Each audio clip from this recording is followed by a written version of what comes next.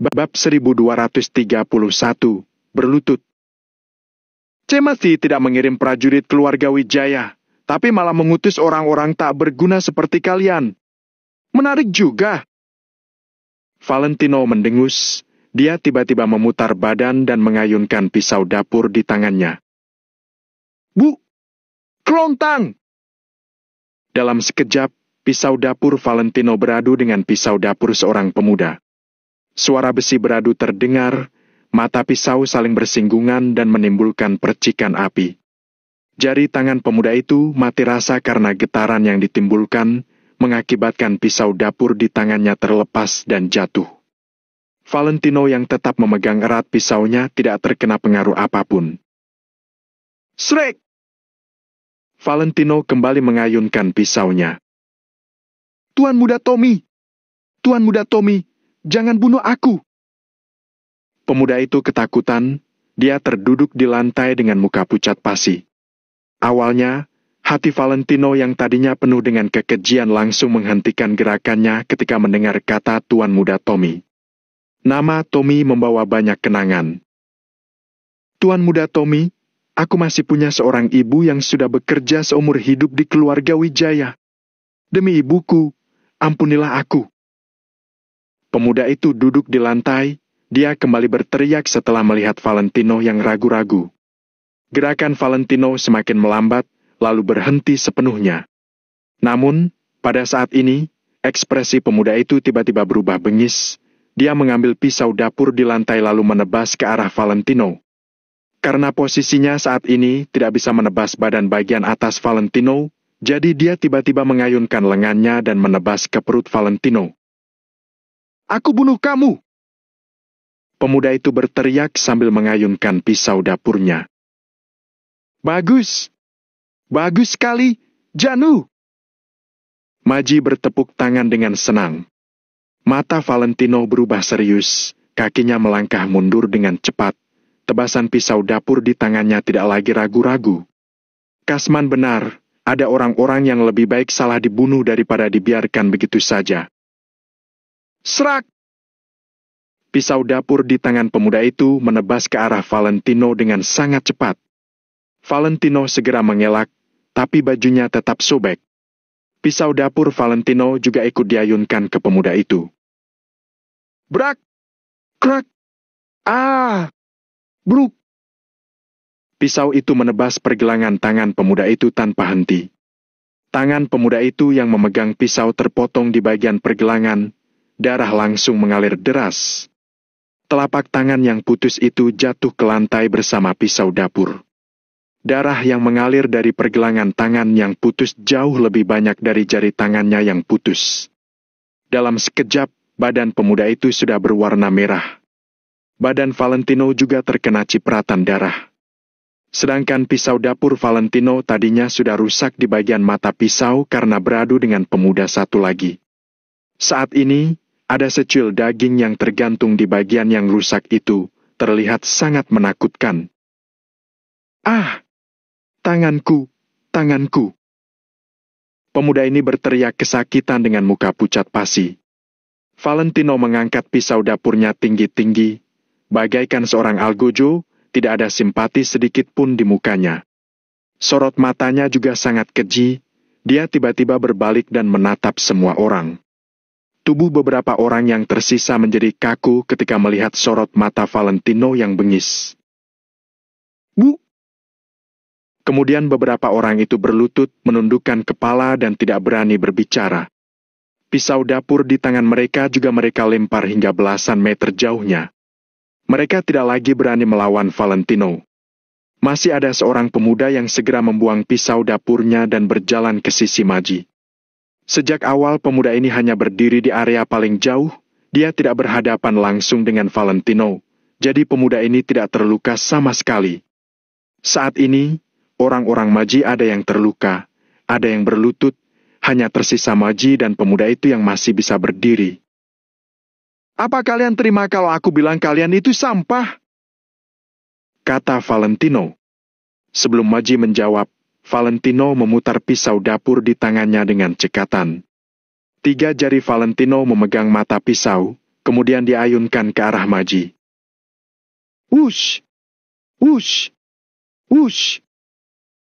Pisau dapur yang tajam itu terbang ke arah Maji dengan sangat cepat. Bagaikan sabit panjang milik dewa kematian, pisau dapur itu terlihat menakutkan. Ih! Maji dan pemuda satu lagi menarik napas panjang. Sial, apa ini jurus pisau terbang? Keduanya buru-buru menggerakkan badan ke samping. Syuh! Pisau dapur yang berputar di udara itu terbang melewati lengan Maji. Kalau dia terlambat sedikit saja, atau kalau Valentino memegang senjata api yang bisa menembak dengan cepat, Maji pasti langsung terkena.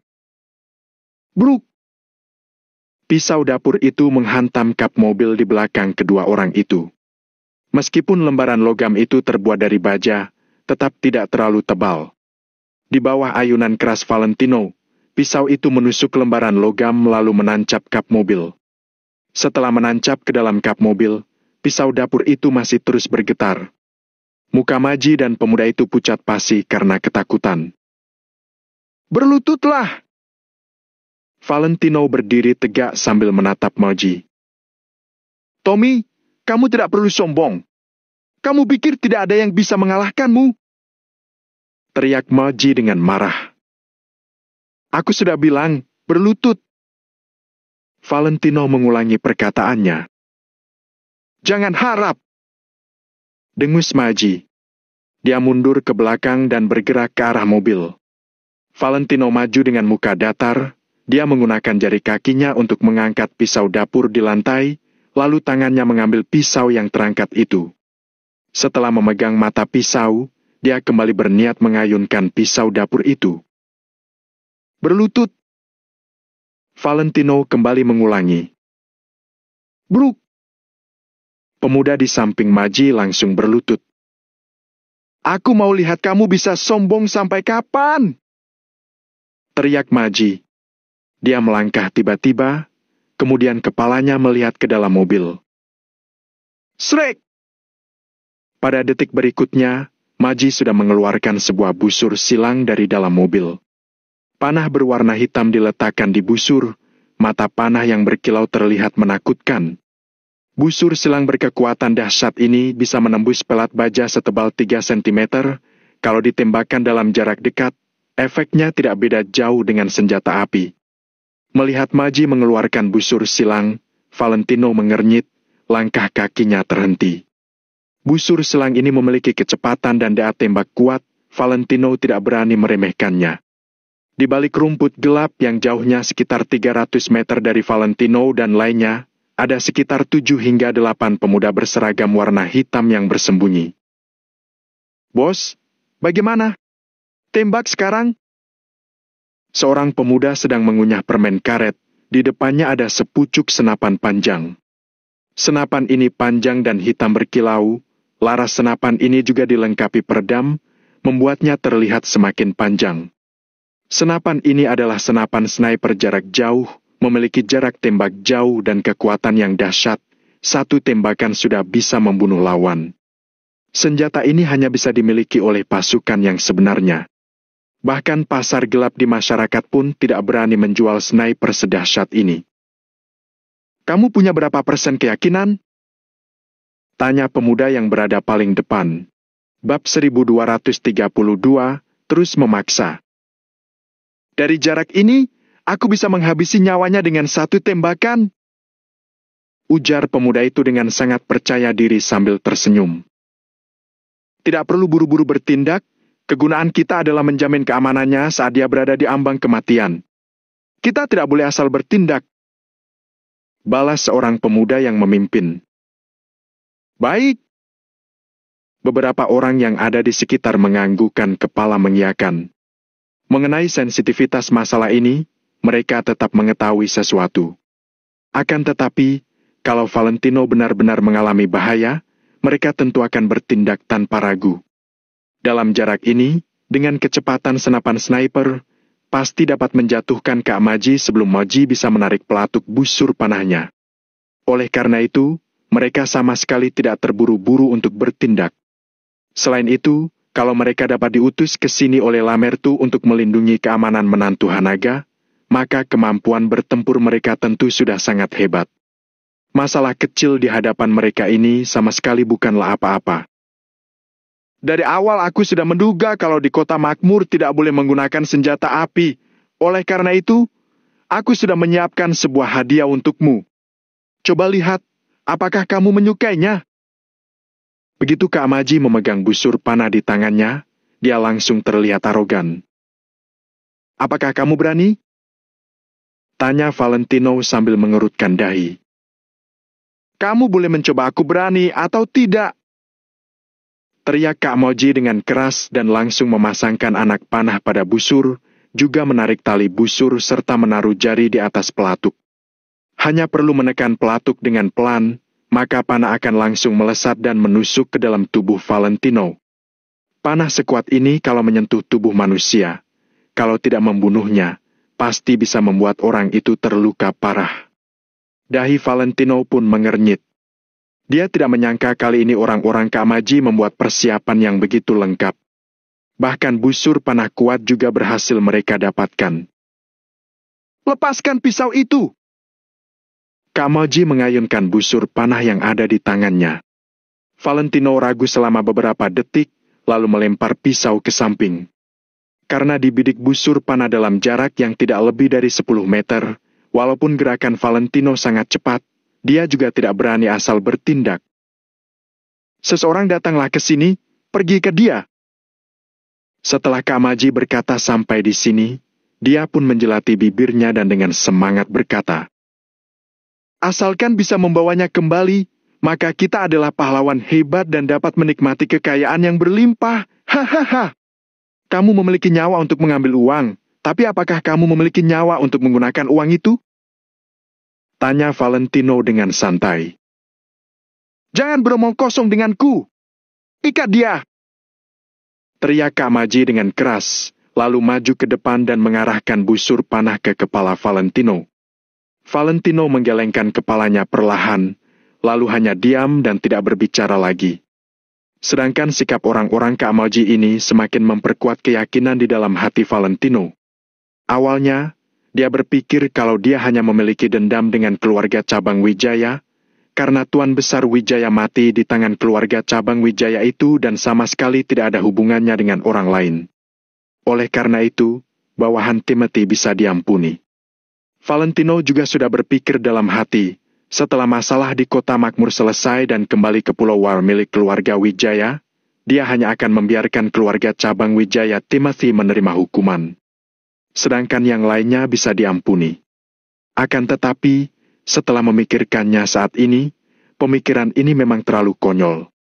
Orang yang bekerja di bawah pimpinan Timothy dari awal sudah dimusnahkan oleh Timothy, mungkin juga pernah ingin mencelakai Valentino. Terhadap orang-orang ini, tidak boleh ada rasa belas kasih atau yang akan dirugikan adalah diri sendiri. Walaupun salah membunuh orang juga tidak masalah. Saat longsor salju, tidak ada yang akan berkata kalau kepingan saljunya yang bersalah. Kelihatannya, bahkan takdir juga sedang memaksaku untuk membuat sepasang tanganku dinodai darah. Awalnya aku tidak ingin seperti ini, tapi kalian malah terus memaksaku dan begitu tidak tahu diri. Jadi, baiklah. Valentino mendesah dan mengangkat kepalanya melihat ke langit malam. Cepat ikat dia. Kita langsung kembali ke kota Kamal. Teriak Kak Maji. Pemuda yang dari awal sudah berlutut itu segera membuka bagasi mobil dan mengeluarkan tali yang sudah disiapkan dari awal dan berjalan ke arah Valentino. Sedangkan pemuda yang terakhir berlutut juga perlahan berdiri dan mendatangi sisi Kak Maji. Tommy, Kalau kamu berani bergerak sekali saja, aku akan menghancurkan kepalamu. Dengan membunuhmu, setelah kembali aku juga akan mendapatkan penghargaan.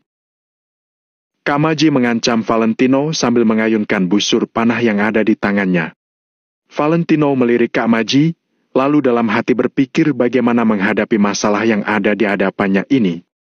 Dia tidak suka Arisen mengutus orang untuk melindunginya, jadi dari awal dia sudah membubarkan orang-orang itu. Akan tetapi, walaupun orang Arisen masih ada di sini, saat ini Valentino sedang dibidik oleh busur panah, jadi mereka juga tidak berani asal bertindak. Dua pemuda membawa tali datang ke belakang Valentino dan langsung bersiap-siap untuk mengikatnya. Di jarak sejauh 300 meter, pemuda penembak jitu itu melihat keadaan Valentino melalui teropong tembak. "Pimpinan, bagaimana ini? Kalau masih tidak bertindak, Valentino akan segera dibawa pergi," kata pemuda itu. "Amati data informasi," perintah pemuda yang memimpin. "Target kita berada di arah pukul 11, jaraknya sejauh 300 meter, kecepatan angin 3, suhu 2, tidak ada halangan, target sudah dikonfirmasi." Seorang pemuda yang ada di samping memegang teropong dan berkata sambil mengunyah sebatang rumput di mulutnya. Pemuda penembak jitu itu memuntahkan permen karet yang ada di mulutnya, lalu tatapannya menjadi sangat serius. Sepasang tangannya memeluk badan senapan sambil perlahan-lahan menyesuaikan fokus senapan sniper. Setelah kepala Kamaji dibidik oleh kepala senapan, dia baru berkata dengan nada berat. "Target sudah dikonfirmasi, menunggu perintah menembak. Bersiap-siap menembak," ujar pemuda yang memimpin sambil melambaikan tangan. Pemuda penembak jitu menarik nafas dalam-dalam, lalu menahan nafas dan memfokuskan tatapannya. Wajahnya menempel pada badan senapan dan jarinya perlahan diletakkan di atas pelatuk, menunggu perintah menembak. Kamaji yang berada di dalam teropong tembak terlihat dengan sangat jelas. Hanya perlu menekan pelatuk dan peluru bisa langsung menghancurkan kepalanya. Pemuda yang memimpin melihat kondisi di sana, lalu terdiam sejenak dan bersiap memberikan perintah. Pada saat ini, kondisi tiba-tiba berubah. "Batalkan penembakan! Amati situasinya." Pemuda yang memimpin segera menelungkupkan badan. Walaupun yang dihadapi hanyalah Kamaji sendiri, karena sudah berlatih bertahun-tahun, jadi membuatnya tetap melakukan gerakan yang sudah terbiasa ini. Hanya melihat saat ini Valentino sudah akan diikat. Pada saat ini, pemuda yang ada di sisi Kamaji tiba-tiba bertindak dan merebut busur panah yang ada di tangan Kamaji. Kamaji tidak sadar dan busur panah di tangannya hampir direbut. Dia kemudian melotot dan berteriak, "Apa yang sedang kamu lakukan?" Pada saat itu terjadi, Valentino sama sekali tidak sempat berpikir panjang. Dia langsung bertindak dan menendang kedua pemuda di sisinya hingga terbang. Setelah itu, dia mempercepat kecepatan larinya dan berlari ke arah Kamaji. "Sialan!" Kamaji sangat terkejut dan marah. "Sialan! Lepaskan! Apakah kamu sudah gila?" Akan tetapi, tatapan pemuda itu malah terlihat sangat tegas, lalu mengerahkan seluruh tenaganya dan mengarahkan panah ke arah yang diinginkan, lalu menarik pelatuknya tanpa ragu. "Fiu!" Panah yang kuat melesat dalam seketika. Panah itu terlebih dahulu menusuk ke lengan pemuda dan darah ikut muncrat seiring dengan tusukan panah. Sedangkan panah yang kuat itu tetap tidak berhenti dan langsung menusuk ke dalam lengan Kamaji. "Ah!" teriak Kamaji dan busur panah langsung terlepas dari tangannya. Valentino sudah tiba dan langsung mencekik leher Kamaji, juga langsung mencekiknya hingga tidak dapat bernafas dan wajahnya menjadi merah. Pemuda itu menggertakkan gigi menjelaskan, "Tuan Muda Tommy, aku tidak memiliki kesempatan untuk mengirimkan informasi. Kamu melakukannya dengan sangat baik."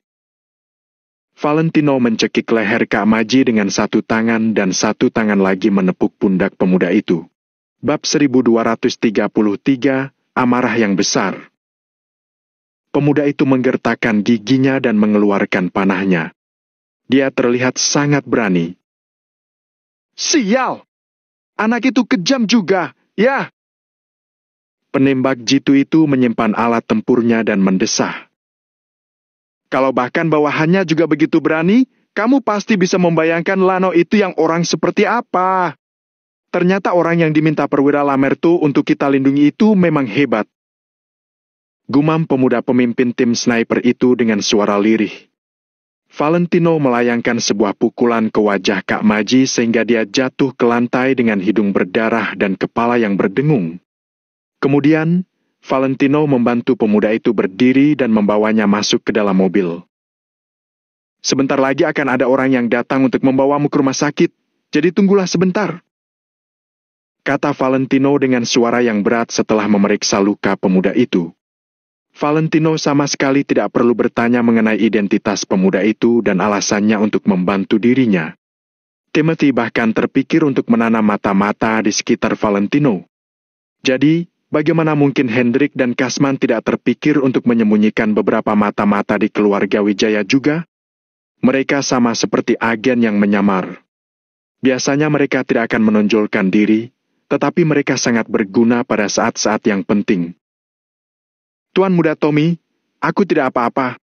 Anda tidak boleh membiarkan mereka menyebarkan informasinya. Kata pemuda itu sambil menekan lukanya. Valentino mengangguk, kemudian membalikkan badan dan berjalan ke samping Kak Maji. Menyebarkan informasi? Kepada siapa? Timothy? Kebetulan sekali, Valentino memang ingin berbicara dengannya. Telepon bosmu itu. Valentino menatap Kak Maji dengan penuh wibawa. Aku...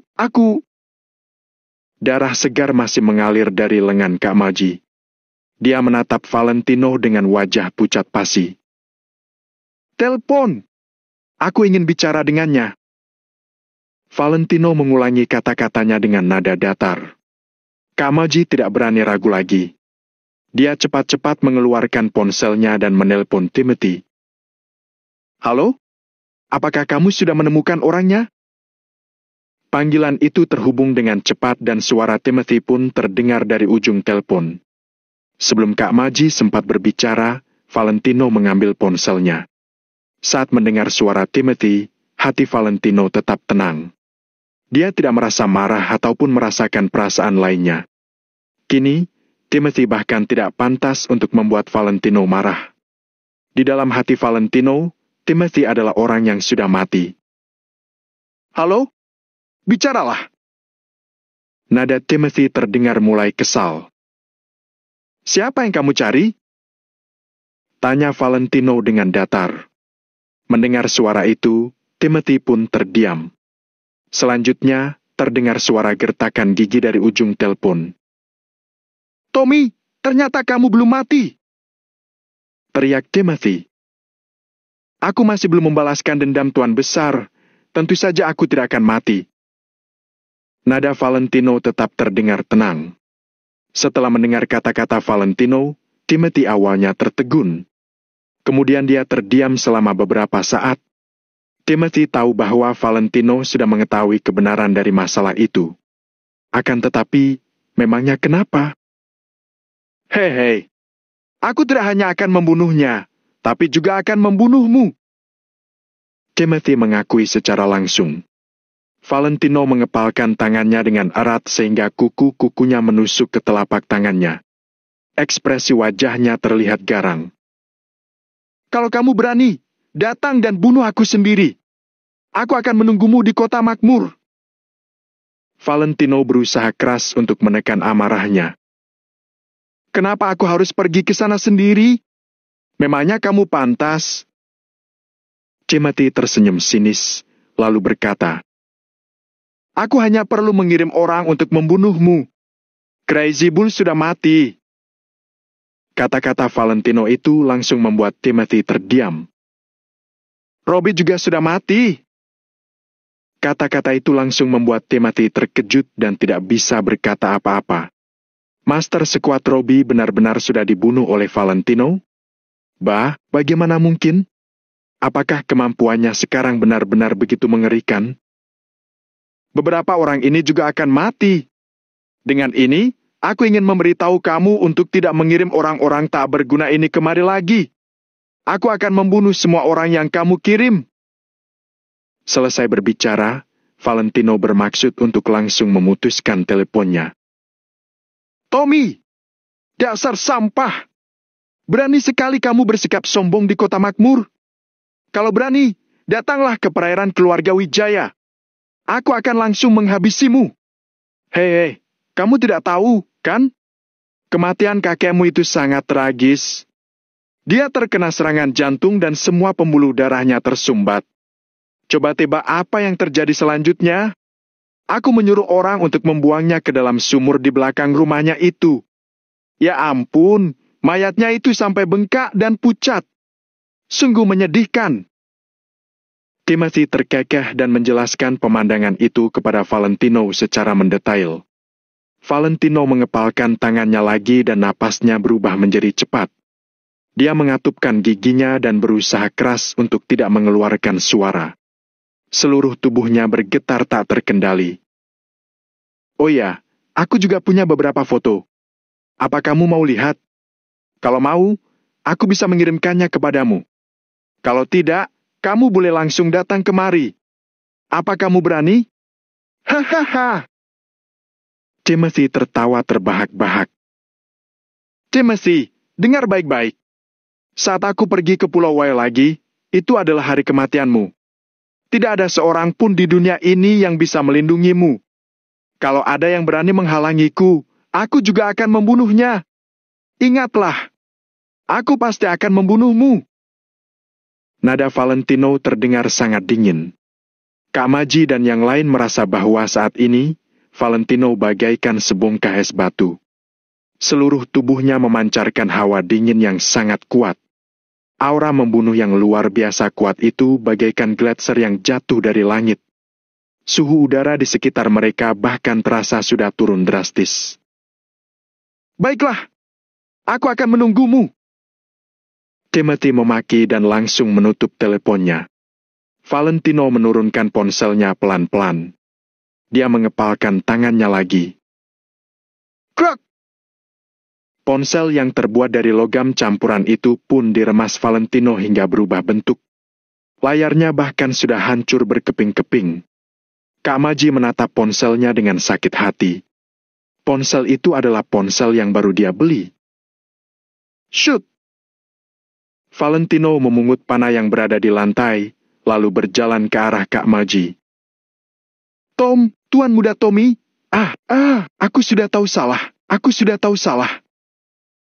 Kak Maji sangat ketakutan, jadi dia buru-buru memohon. Kalian sangat setia pada bos kalian, kan? Kalau begitu, pergilah ke akhirat untuk mencari jalan bagi bos kalian dulu. Selesai berbicara, Valentino langsung menarik tali busur tanpa memedulikan permohonan Kak Maji. Jeleb! Terdengar suara yang tajam dari tali busur dan panah itu langsung melesat. Ag! Panah itu langsung mendarat tepat di sasaran. Kak Maji membelalakan matanya dan jatuh ke atas tanah dengan suara gedebuk. Dia sudah mati. Tuan Muda Tommy, kami sudah tahu salah. Kami mohon ampunilah kami. Kami sudah melakukan banyak hal untuk keluarga Wijaya. Kami selalu membantu keluarga Wijaya dari generasi ke generasi. Benar, Tuan Muda Tommy. Kami hanyalah bawahan yang harus mengikuti perintah. Beberapa orang yang tersisa segera bersujud di atas lantai dan memohon pengampunan kepada Valentino. Mereka semua menangis terseduh-seduh dan terlihat sangat mengenaskan. Namun, ini adalah akibat dari perbuatan mereka. Belas kasihan terhadap musuh adalah kekejaman terhadap diri sendiri. Beberapa saat yang lalu, orang-orang ini sudah menyerang Valentino dengan ganas. Apakah saat itu mereka menunjukkan belas kasihan? Wajah Valentino tidak menunjukkan ekspresi apapun. Dia memasang anak panahnya dengan santai, lalu melepaskannya. Jelek! Ada seorang pemuda lagi yang jatuh ke atas tanah dan mati tanpa menutup matanya.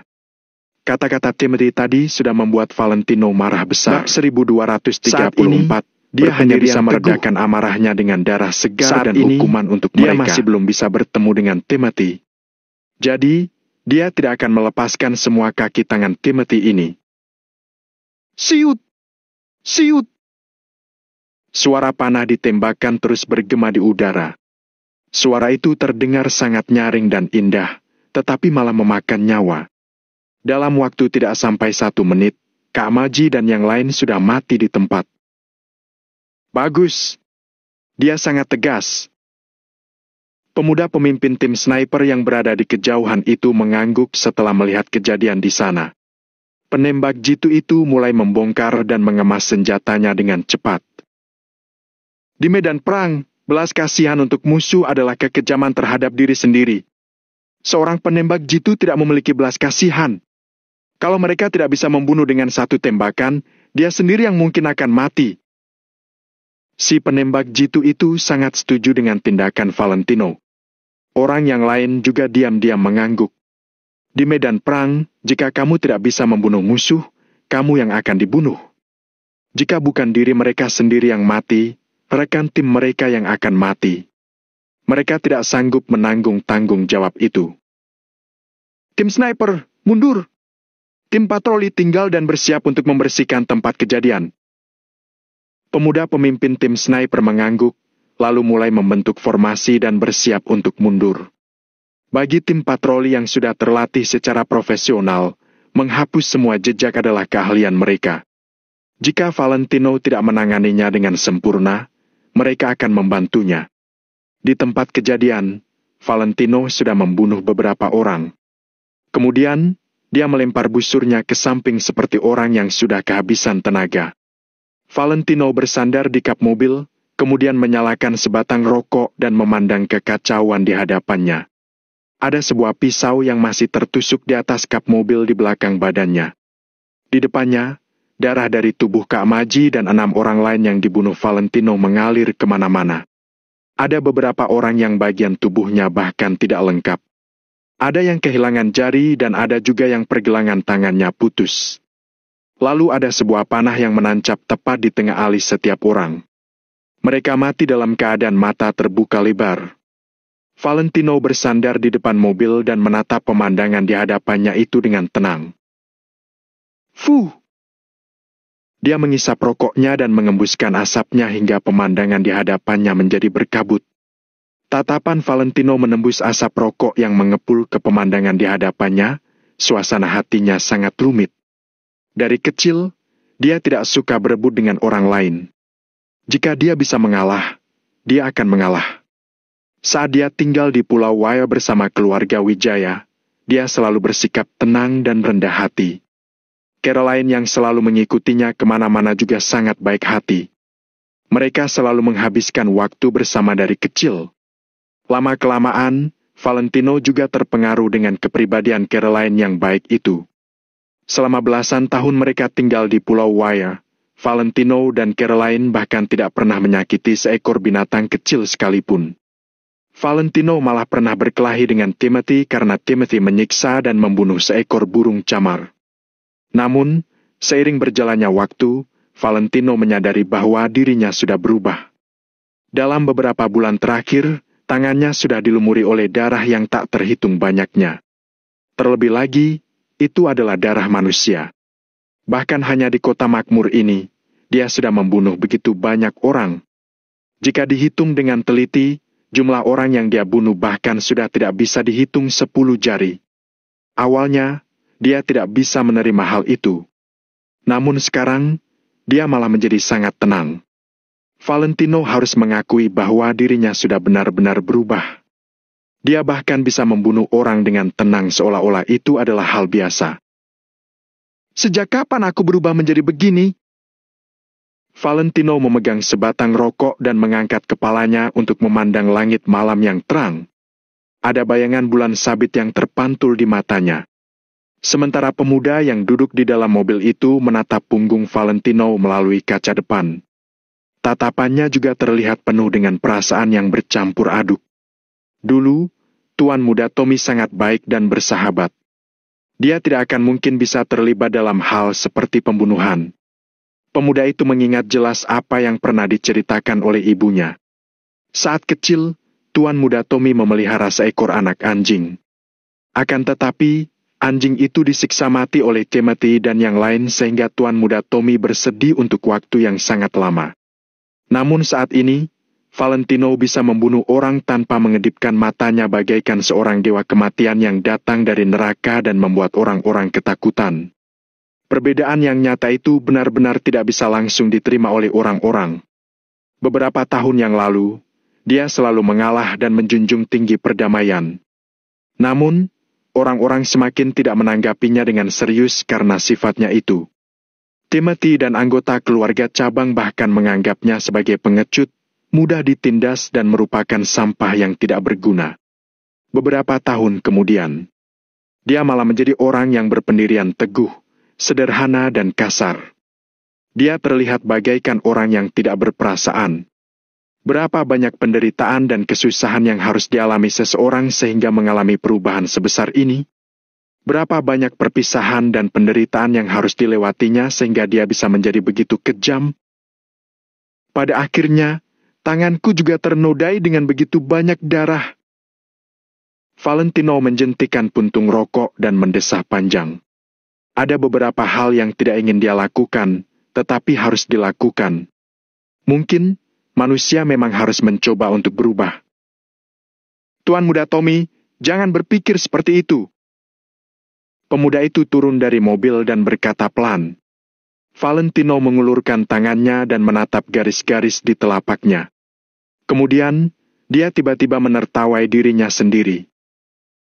Kadang-kadang aku berpikir, saat anakku lahir nanti, apakah aku pantas menggendongnya dengan kedua tanganku yang sudah berlumuran darah ini?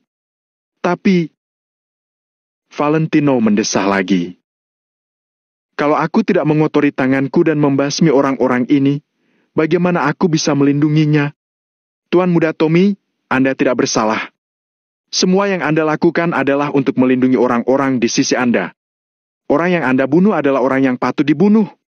Anda membunuh sebagian kecil orang agar ada lebih banyak orang yang bisa hidup dengan baik. Anda tidak bersalah. Nada pemuda itu sangat tegas dan ekspresinya juga sangat serius. Valentino menoleh dan menatapnya dengan tatapan terkejut. Kemudian, dia melemparkan sebatang rokok kepada pemuda itu. Siapa namamu? Kamu orang siapa? Tanya Valentino setelah mengisap rokoknya sekali. Tuan Muda Tommy dapat memanggil saya Aston. Saya adalah bawahan nyonya. Pemuda itu buru-buru menjawab. Setelah mendengar kata-kata itu, Valentino melirik Aston dengan sedikit kebingungan di wajahnya. Ibu saya adalah pelayan ibu Anda. Jelas Aston. Valentino tidak dapat menahan diri untuk mengerutkan alisnya. Ternyata dia adalah bawahan ibu kandungnya, tapi kenapa ibunya itu bisa membantu dirinya? Kemudian, Valentino menoleh untuk bertanya. Apakah dia yang menyuruhmu membantuku? Aston ragu sesaat dan berkata dengan jujur. Tidak. Nyonya tidak tahu saya datang ke sini.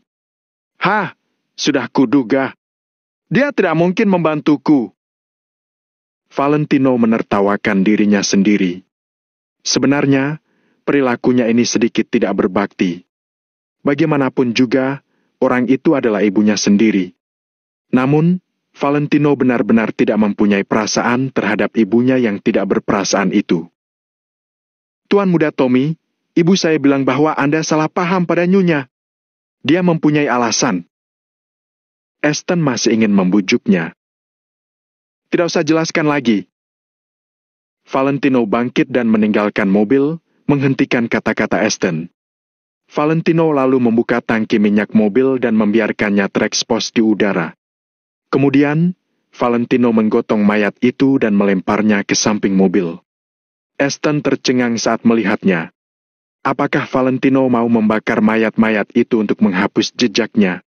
Akan tetapi, dia juga tidak berani ragu-ragu terlalu lama.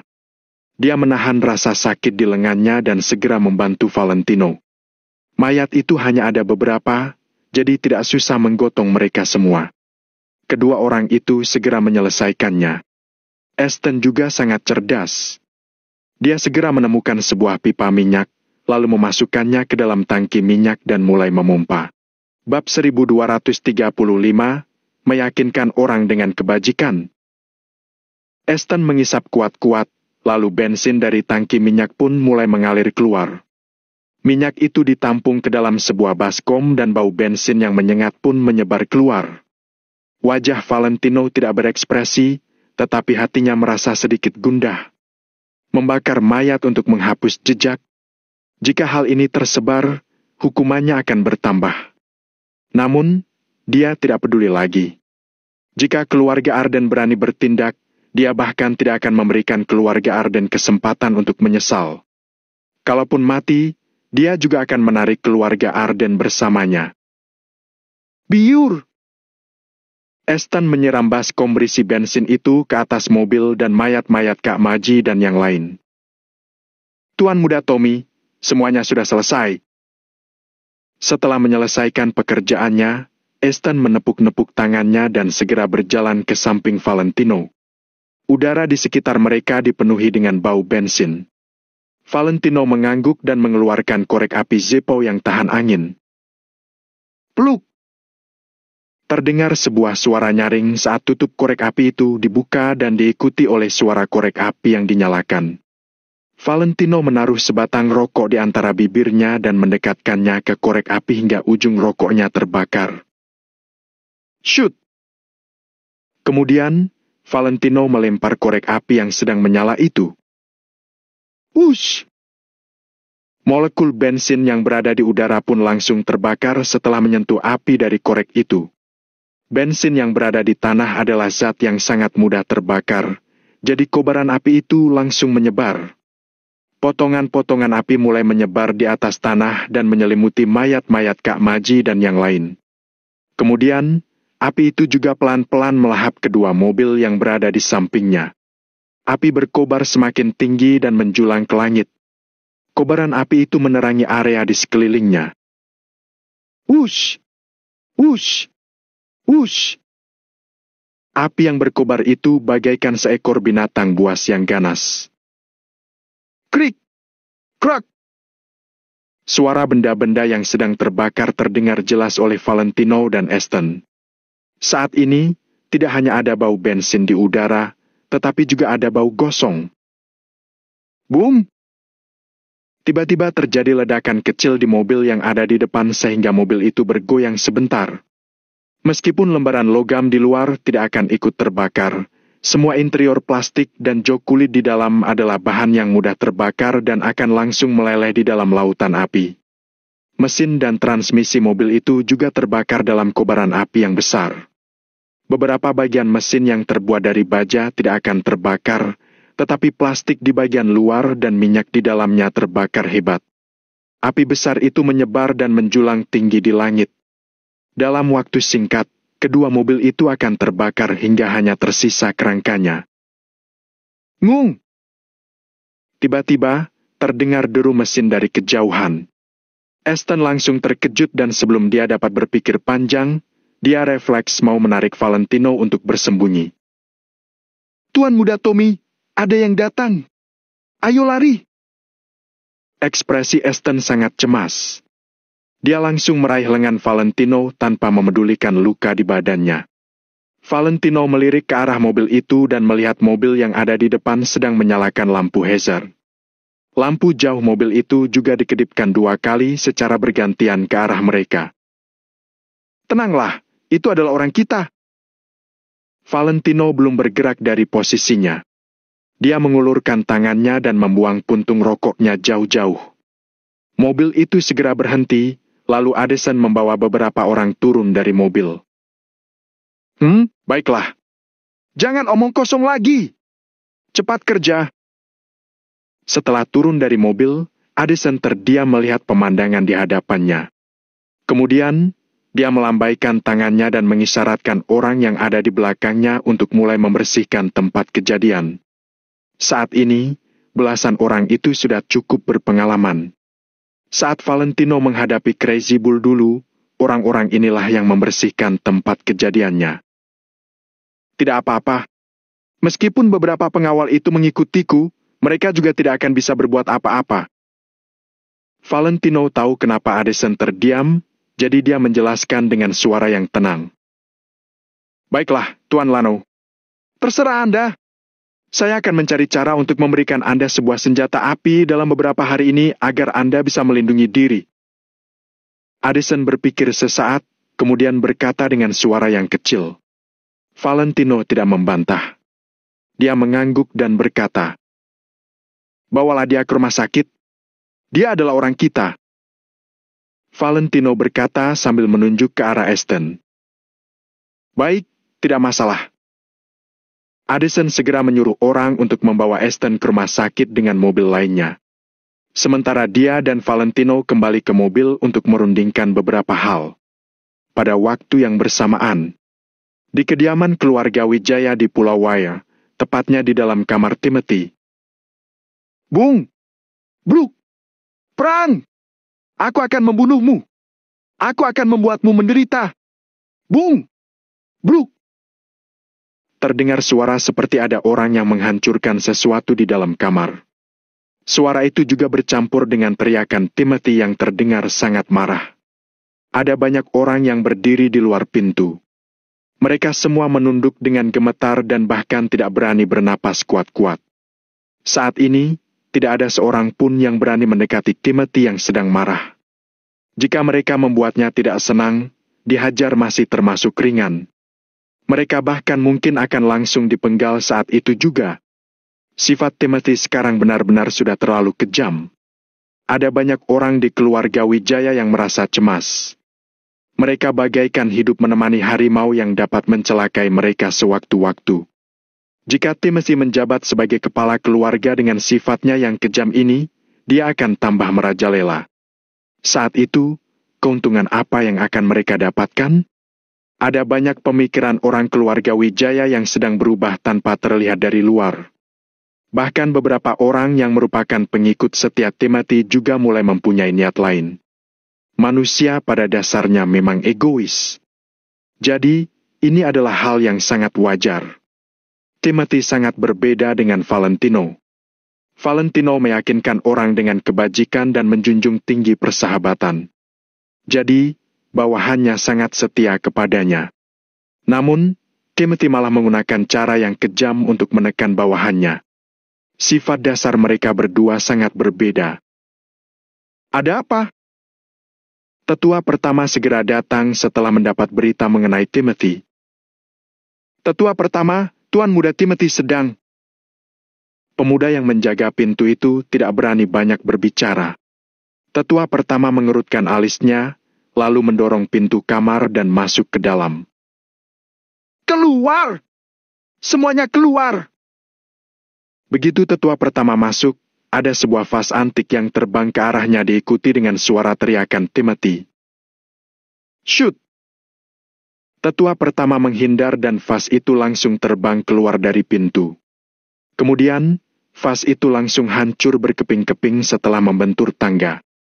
Serpihan-serpihannya pun berserakan di lantai. "Tuan Muda Timothy!" teriak tetua pertama sambil mengerutkan keningnya. Timothy tiba-tiba menoleh dan menatap tetua pertama dengan pandangan ingin membunuh. Pada akhirnya, dia juga tidak berani memaki tetua pertama. Namun, dia tidak menghentikan tindakannya. Dia masih terus menghancurkan semua benda yang bisa dihancurkan di kamarnya itu dengan penuh amarah. Saat ini, kamarnya sangat berantakan. Serpihan vas antik bernilai miliaran itu bertebaran di mana-mana. Timothy juga memecahkan tangki ikan hias sehingga airnya membanjiri seluruh ruangan itu. Timothy bahkan menggunakan kursi untuk menghancurkan lampu kristal yang digantung di langit-langit. Seluruh ruangan itu sangat kacau.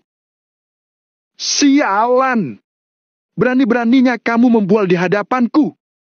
Kalau kamu memang hebat, datanglah ke perairan keluarga Wijaya. Aku akan memotongmu menjadi 8 bagian dan membuangmu ke laut untuk jadi makanan hiu." Timothy berteriak marah sambil menghancurkan semua barang yang ada di hadapannya.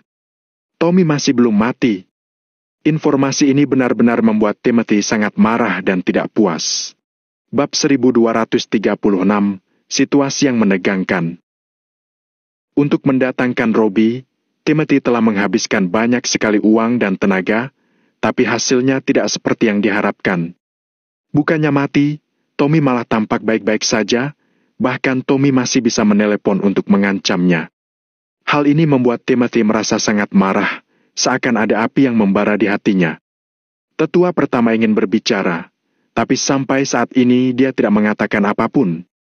Dia menunggu dengan tenang sampai Timothy selesai melampiaskan semua amarahnya. Timothy menghancurkan semua barang yang bisa dia hancurkan selama beberapa menit. Lalu dia menyalakan sebatang rokok dan mengisapnya.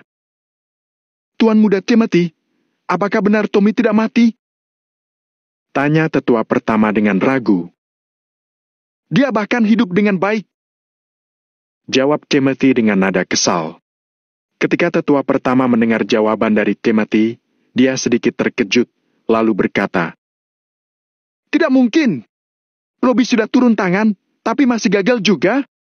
Haha, barusan Tommy meneleponku dan menyuruhku untuk menunggu kematianku. Adapun tentang Robbie si sampah itu, dia sudah dibunuh oleh Tommy," dengus Timothy. "Hah!" Tetua pertama tersentak dan menahan napas. Wajahnya terheran-heran. Semua orang di Pulau Wai tahu betapa mengerikan kekuatan Robbie dan anak buahnya. Tetua pertama juga merasa bahwa bahkan jika ada 5 orang seperti Tommy yang melawan Robbie, mereka pasti tetap tidak bisa mengalahkannya. Sekarang, ketika mendengar bahwa Robbie sudah mati, tetua pertama merasa bahwa hal ini sama sekali tidak masuk akal. Bagaimanapun juga, mempelajari ilmu seni bela diri dibutuhkan waktu yang lama dan bukan sesuatu yang bisa dicapai dalam semalam. Sekalipun fisik Tommy cocok untuk seni bela diri, tapi kemampuannya tidak mungkin langsung meningkat menjadi semengerikan itu, kan? "Tuan Muda Timothy, Tommy jelas bukan lawan Master Robbie. Aku rasa mungkin Master Robbie dan anak buahnya disergap oleh orang lain." Tetua pertama menjelaskan analisisnya. "Disergap?" Timothy mendengus dingin. "Berdasarkan kemampuan Tommy, apakah mungkin dia menyergap Robbie di Kota Makmur?" Hati Timothy penuh penghinaan. Jika di Kota Neo, hal ini mungkin saja terjadi. Bagaimanapun juga, Kota Neo adalah markasnya Valentino. Namun, di Kota Makmur, Valentino tidak mengenal siapapun, siapa yang akan membantunya. Selain itu, memangnya kenapa kalau dia kenal beberapa orang di sini, Robbie dapat mengalahkan puluhan orang dengan mudah. Kecuali kalau Tommy menggunakan senjata api. Tapi siapa yang bisa menggunakan senjata api di sini? Cibir Timothy. Para prajurit keluarga Wijaya memang memiliki kualifikasi untuk menggunakan senjata api, tapi mereka tidak dapat membawa senjata api ke Kota Makmur. Jadi, Tommy juga tidak mungkin berani menggunakan senjata api di Kota Makmur. Tetua pertama mengerutkan kening, dia juga tidak bisa memahami alasannya. "Lupakan saja. Terus hubungi para ahli seni bela diri di luar negeri, cari master yang lebih kuat dari Robbie. Bukankah Robbie berasal dari organisasi pembunuh di luar negeri? Pergilah ke organisasi itu dan temukan seseorang yang lebih kuat," perintah Timothy. Namun, tetua pertama menghentikannya. "Tuan Muda Timothy, aku rasa ini tidak perlu. Karena di Kota Makmur kita tidak berhasil, lebih baik kita kesampingkan dulu dan fokus ke Kota Neo. Bagaimana menurutmu?" Pada saat ini, tetua pertama memberi saran. Lagi pula, mereka tidak terlalu mengerti bagaimana situasi di Kota Makmur sekarang. Timothy terdiam sejenak, lalu mengangguk. Mereka tidak perlu terus membuang waktu. "Bagaimana kondisi di Kota Neo?" tanya Timothy. "Menurut laporan, semuanya berjalan dengan baik. Orang-orang kita sangat berhati-hati. Mereka telah memasuki pusat Kota Neo dan sampai saat ini belum ketahuan. Di saat kita perlu, kita pasti bisa melancarkan pukulan fatal yang akan membunuh Tommy." Tatapan tetua pertama penuh dengan kekejaman. Pada saat ini, kebencian Timothy terhadap Valentino dan yang lainnya tidak terbendung lagi. "Kalau bukan kamu, berarti aku yang mati." Jadi, mereka semua berharap Valentino yang mati. "Oke, untuk saat ini kita tidak usah bergerak dulu supaya mereka tidak mengetahui keberadaan kita. Ketika Tommy kembali ke kota Neo, aku akan segera mengaturnya. Jawab Timothy dengan dingin. Baik, Tuan Muda Timothy. Tetua pertama mengangguk. Timothy sempat berpikir sebentar, tapi pada akhirnya memutuskan untuk menelepon Stefan lagi. Dia masih tidak begitu paham akan situasi di kota makmur. Dalam kondisi seperti ini, Timothy harus sangat berhati-hati, kalau tidak, masalah pasti akan muncul. Jadi, bahkan jika dia mengganggu Stefan sampai membuat pria itu marah, dia akan tetap menelepon Stefan. Pada saat yang sama di kota makmur, percakapan antara Valentino dan Addison di dalam mobil akan segera berakhir. Tuan Lano, masalah ini sangat rumit. Keluarga Arden sudah mendapatkan bukti pembunuhan yang kamu lakukan. Dalam hal ini, kita tidak bisa membuat alasan. Selama mereka menuntut dan menunjukkan video tersebut, bahkan jika kita mengundang pengacara yang paling hebat sekalipun, kita juga tidak akan pernah bisa menang. Setelah mendengar cerita Valentino, Addison merasa sangat khawatir. Tidak peduli seberapa besar masalahnya, asosiasi Valentino Empire tidak pernah takut. Namun, karena masalah ini menyangkut keselamatan Valentino, Addison merasa tidak tenang. Tidak apa-apa. Aku sudah mengatakannya dengan sangat jelas, kalau keluarga Arden masih bersikeras untuk melakukannya, aku tidak akan segan-segan lagi.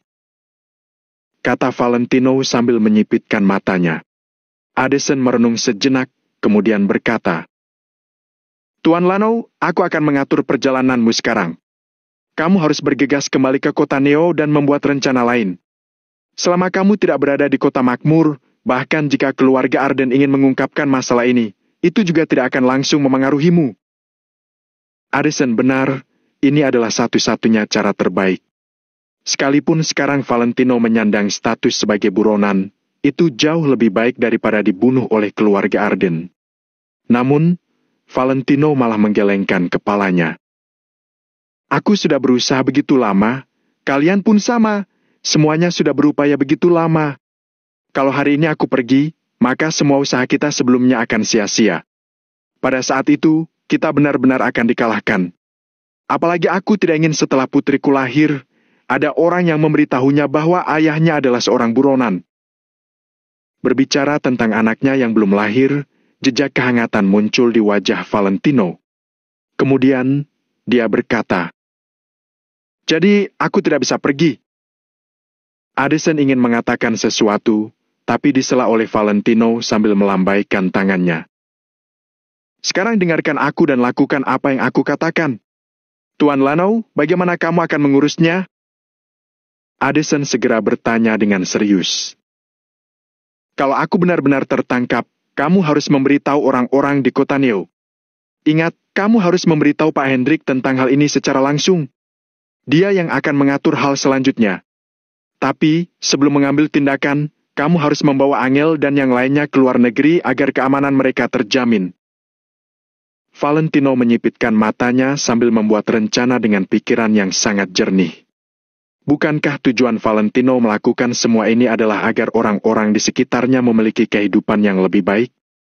Selama Angel dan yang lainnya meninggalkan negara Nagon, maka Valentino tidak akan khawatir lagi. Bahkan jika negara Nagon hancur, itu sama sekali bukan masalah baginya. Bab 1237, berperilaku baik. Oleh sebab itu, keselamatan Angel dan yang lainnya harus diprioritaskan. Baik, aku mengerti. Bagaimana dengan selanjutnya? Tanya Addison. Selanjutnya, Pak Hendrik pasti bisa mengaturnya. Entah harus memaksa keluarga Arden agar mereka bisa menyerah atau menggunakan cara lain, semuanya boleh. Kalau masih tidak bisa, kalian kumpulkan kekuatan untuk berkembang di luar negeri saja. Kalian sudah tidak bisa menempati negara Nagon lagi, kata Valentino dengan nada suara rendah. Bagaimanapun juga, mengirim pasukan ke kota makmur di negara Nagon dan mengepung kediaman keluarga Arden yang merupakan salah satu dari 3 keluarga besar memang merupakan pemberontakan yang besar. Pada saat itu, sepertinya negara Nagon tidak bisa menoleransi mereka lagi. Addison seketika berkaca-kaca, dia merasa Valentino seperti sedang menyampaikan wasiat saja. Hati Addison terasa sangat masam. Kenapa Valentino harus menanggung masalah sebanyak ini sendiri? Masalah masih belum sampai ke tahap terburuk, kenapa kamu malah menangis? Valentino mengernyitkan kening, lalu berucap, "Aku hanya sedang menyusun rencana lain. Begitu situasi memburuk, kita bisa menjalankan rencana ini." Valentino memang berkata seperti ini, tetapi Addison tetap tidak merasa tenang. Karena masalah keluarga Wijaya di kota Kamal, Valentino dan keluarga Arden menjadi tidak akur dan dendam di antara keduanya juga semakin dalam. Sekarang, keluarga Arden memiliki kesempatan untuk menghabisi Valentino. Bagaimana mungkin mereka tidak mengambil kesempatan ini untuk membunuh Valentino?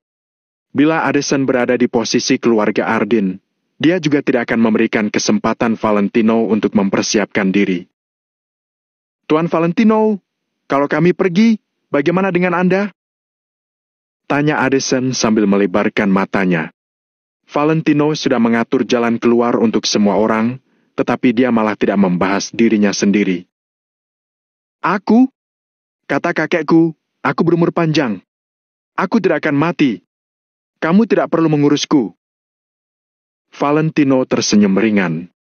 Addison terdiam selama beberapa detik, lalu memberanikan diri untuk berkata, "Kalau benar terjadi apa-apa dengan Anda, sebelum saya mati nanti, saya pasti akan membunuh keluarga Arden.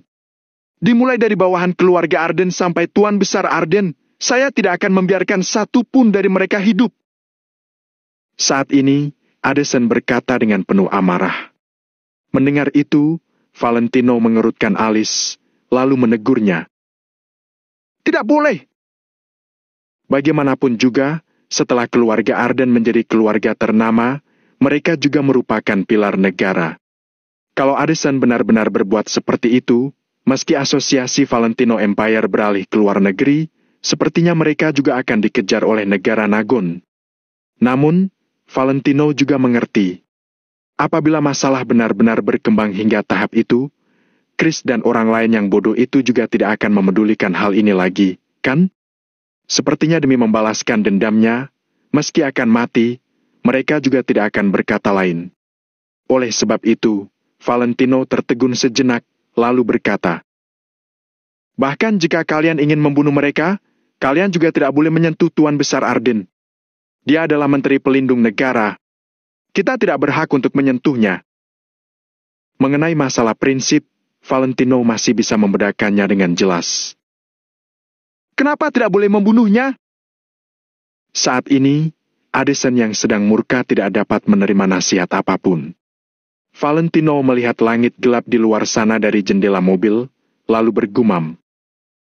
"Ketika kakekku masih hidup, dia pernah berkata padaku, pada saat masih hidup di dunia, kita tidak boleh menertawakan 3 hal, tidak boleh menertawakan bencana alam, kecelakaan dan penyakit. Kita harus berperilaku baik, tidak boleh mencelakai 3 jenis orang, guru yang mendidik kita, dokter yang menyelamatkan nyawa manusia dan tentara yang melindungi negara. Tuan Besar Arden pernah berkorban banyak demi negara Nagon. Dia pantas dijuluki sebagai seorang pahlawan. Jadi, sampai kapanpun, kita tetap tidak boleh menyentuhnya," kata Valentino dengan sangat serius. Sebagai seorang lelaki sejati, ada yang boleh dilakukan dan ada yang tidak boleh dilakukan. Addison melebarkan matanya, dia merasa sangat terharu. Kemudian, Addison hanya bisa mengacungkan jempolnya dan memuji Valentino yang bijaksana. Valentino mendengus sejenak, lalu berkata, "Semuanya harus ada persiapan. Namun, kita juga tidak perlu terlalu waspada. Ini hanya sebuah jalan keluar yang aku susun. Mengenai bagaimana perkembangan masalahnya nanti, juga masih belum bisa dipastikan. Jadi, kalian tidak perlu terlalu cemas." Ketika mendengar ucapan Valentino, Addison merasa lebih lega. Dia juga tidak ingin masalah berkembang hingga tahap itu. Kalau Valentino sudah tiada, apa juga gunanya apabila ratusan ribu prajurit tiba di kota makmur dan membunuh seluruh anggota keluarga Arden? Valentino tetap tidak akan kembali lagi. "Aku pulang dulu. Kamu juga cepat pulang setelah selesai mengurus lokasi kejadian." Valentino berpesan kepada Addison, kemudian mengendarai mobil dan meninggalkan tempat itu. Keesokan harinya, Valentino cukup puas dengan prestasi yang diperolehnya di kota makmur. Hanya saja, saat ini dia sedang menghadapi kondisi yang serius. Valentino tidak tahu apakah Amelia akan bersikap gegabah dan menghabisinya tanpa menghiraukan segalanya. Saat ini, Valentino merasa tidak berdaya. Dia hanya bisa pulang ke hotel dan menunggu saja. Pada saat yang sama, kediaman keluarga Arden di kota makmur. Sekarang, hari sudah larut malam. Kegelapan perlahan mulai menyelimuti kota makmur. Namun, dapat ditemui banyak tempat yang masih terang benderang di kota makmur ini. Lampu terang benderang di banyak tempat dan terlihat sangat ramai. Namun, kediaman keluarga Arden terasa sunyi, sepertinya mereka tidak akan menerima gangguan. Seiring larutnya malam, sistem pengamanan di dalam kediaman keluarga Arden juga sudah mulai diaktifkan. Di depan pintu, di dalam kediaman, terlihat beberapa penjaga yang sedang patroli secara bergilir. Senjata api digantungkan pada bagian pinggang para penjaga. Meski pada generasi keluarga Arden ini, sudah tidak banyak yang bekerja di tingkatan atas, orang-orang masih menghormati Tuan Besar Arden. Senjata, pengawal dan keselamatan adalah hak khusus yang dimiliki 3 keluarga besar. Negosiasi gagal. Di dalam kamar, Stefan menatap Amelia dengan sedikit kaget. Stefan awalnya mengira bahwa karena Amelia sudah memegang rahasia mematikan Valentino, maka dia pasti bisa menyuruh Valentino melakukan apapun. Namun, saat ini, Amelia pulang dan berkata bahwa negosiasi sudah gagal. Hal ini membuat Stefan merasa sangat terkejut. Ayah, aku merasa Lano sangat menyukai jalan komersial Reverso. Sepertinya kita tidak memiliki kesempatan lagi. Amelia sempat merasa ragu, tetapi dia tetap menjawab dengan suara ringan. Ucapan ini malah mengandung maksud untuk meminta Stefan melupakan niatan itu. Sepertinya, Amelia ingin membujuk Stefan untuk melupakan niatnya terhadap jalan komersial Reverso. Stefan sedikit menyipitkan matanya. Dia mengambil sebatang rokok, lalu mengetuknya secara perlahan. Kesempatan itu diciptakan oleh diri sendiri. Beritahu aku, kenapa bisa gagal? Bagaimana cara kalian bernegosiasi? Tanya Stefan dengan suara datar. Aku mengancamnya dengan rahasia di tanganku.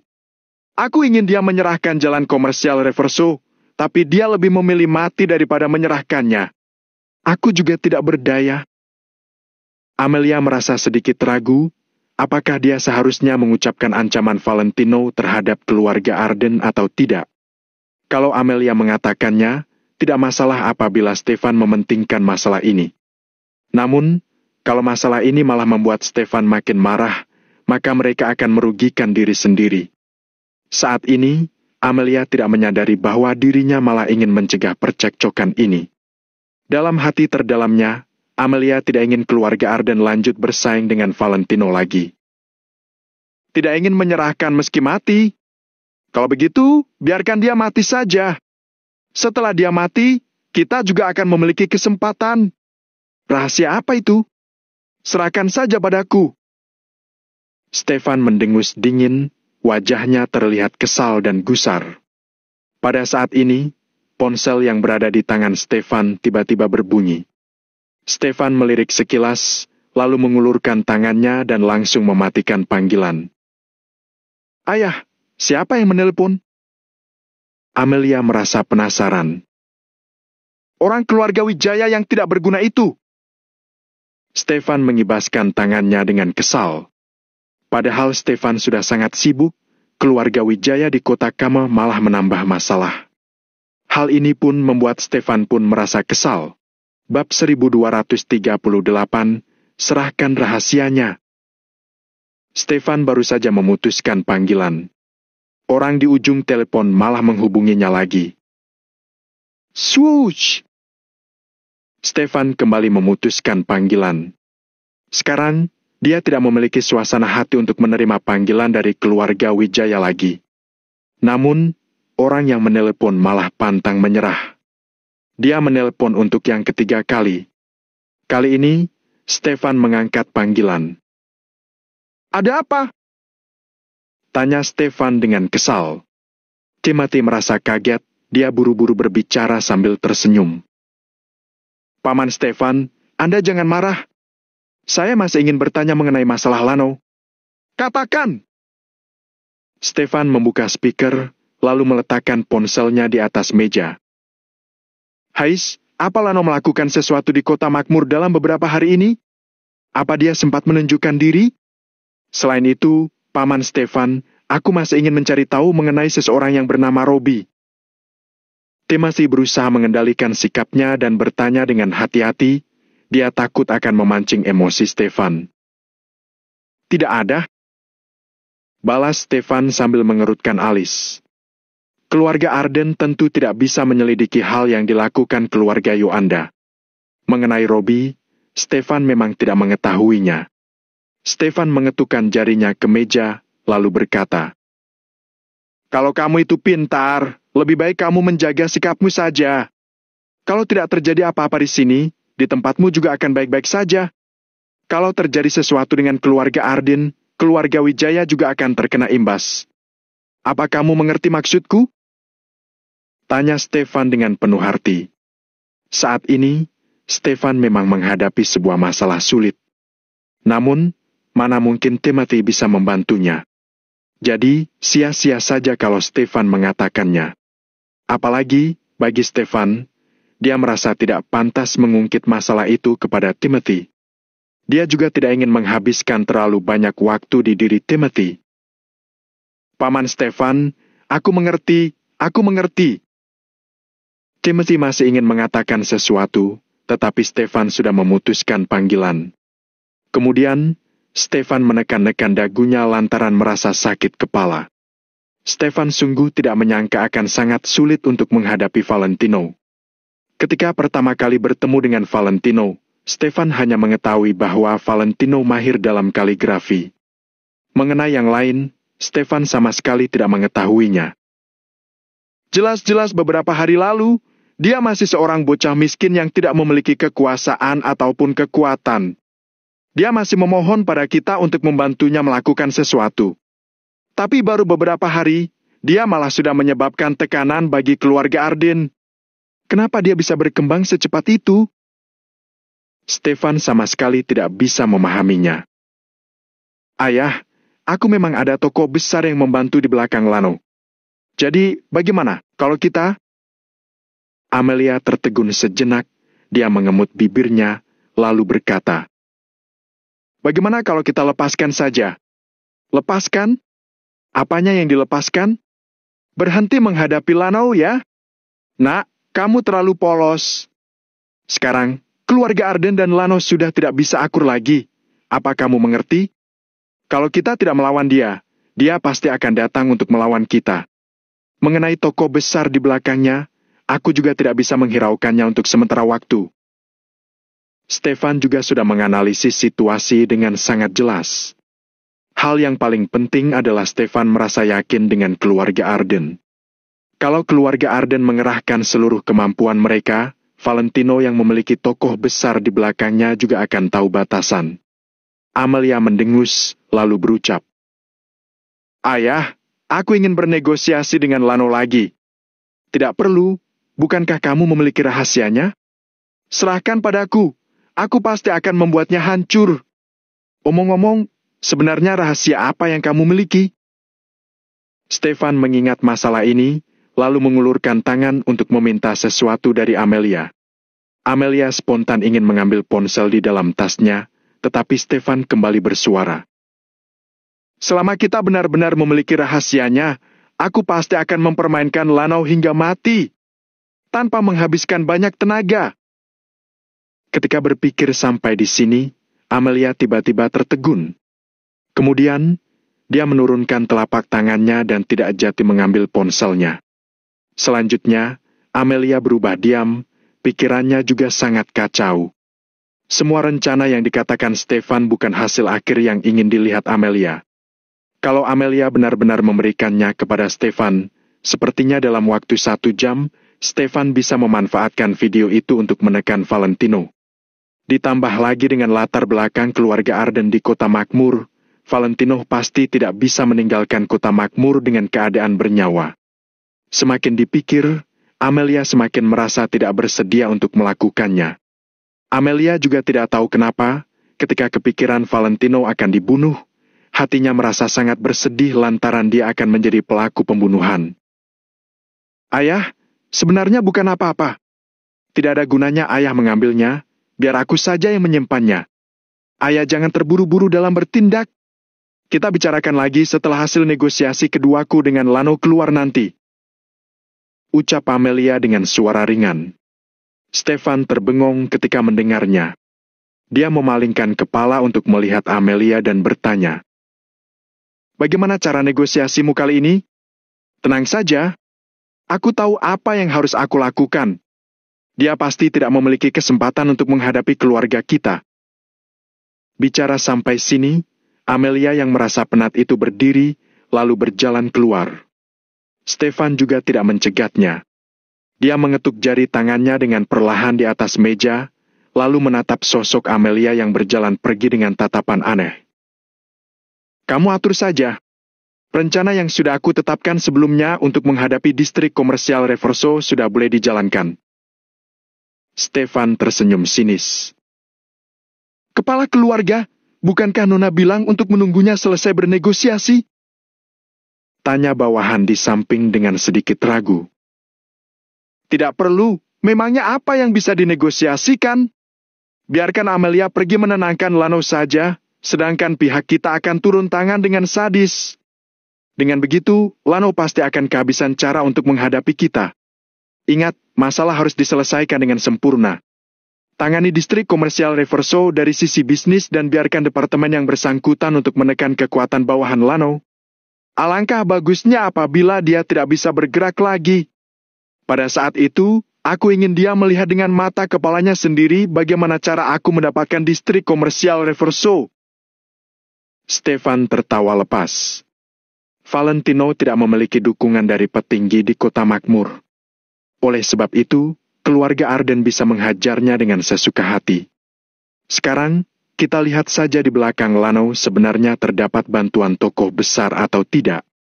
Kali ini, Stefan juga termasuk sedang menguji Valentino.